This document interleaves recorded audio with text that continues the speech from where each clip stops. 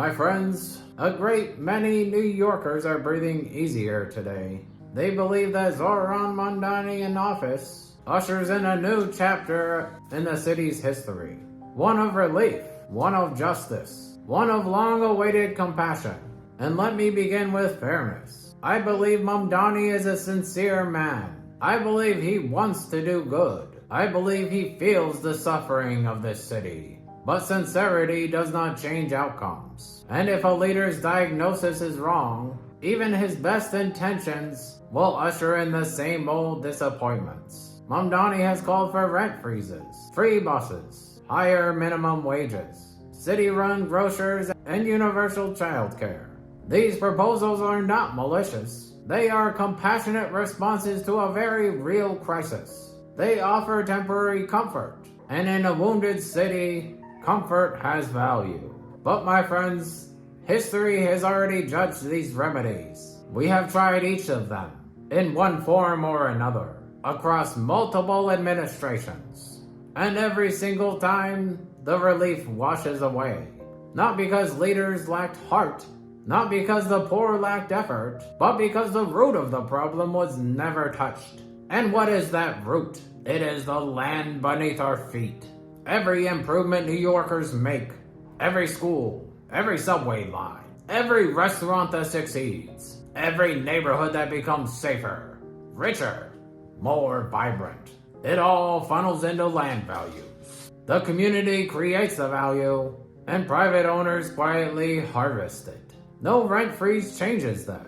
No wage hike changes that. No new school program changes that. These policies ease the pain for a moment, and then the land market absorbs their gains, resets the price of existence, and the cycle begins again. This is not a matter of morality. Mumdani is not evil. He is simply trapped in the same broken worldview taught to all of us. A warped economic lens, where we chase wages, where we chase investments, where we chase growth, yet ignore the ground rent that drains every victory the moment it arrives. We are suffering from a broken viewport into value generation.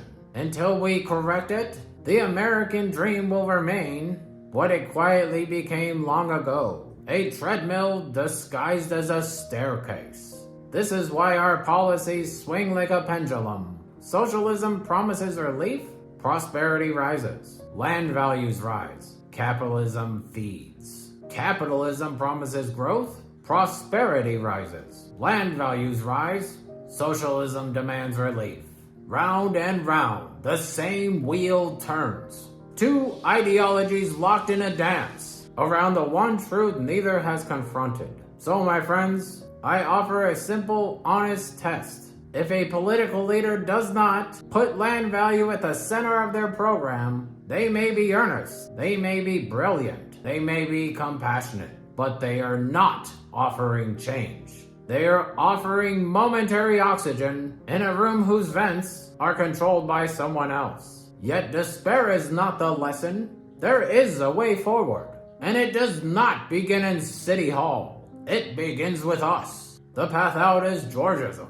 Not as a theory, not as some utopian dream, but as the sober recognition that the value created by a society belongs to the society. That land value, the greatest unearned fortune in the entire world, must be returned to the community whose life gives it power. And here is the truth too many forget. The leaders who can carry this vision cannot be parachuted in. They must rise from within, from our blocks, our streets, our neighborhoods. People who understand where value comes from because they live inside it every day. That means we must build our own democratic structures before the official ballots arrive.